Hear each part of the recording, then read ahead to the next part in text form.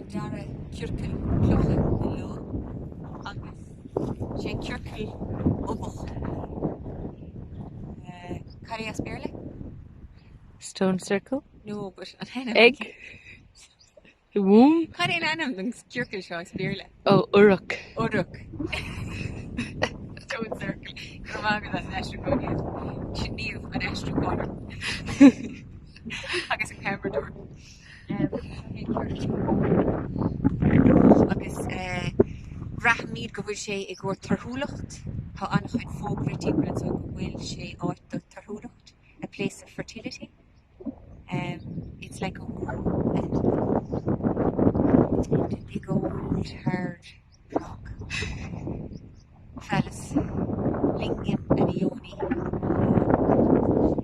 In áit docreta all in most beautiful place in Castlebear, outside of Castlebear. Near I was riamh seo. Ní trúla mé trocht de riamh here ba an tír seo. Lán the shoid agus níl mar taréis. Ein cín eiscin tin éair. But anyway, seo hí, seo muid agus ha mé taréis ag an án na dhéanamh so this is it, one of the hidden gems of Ireland. Slán live.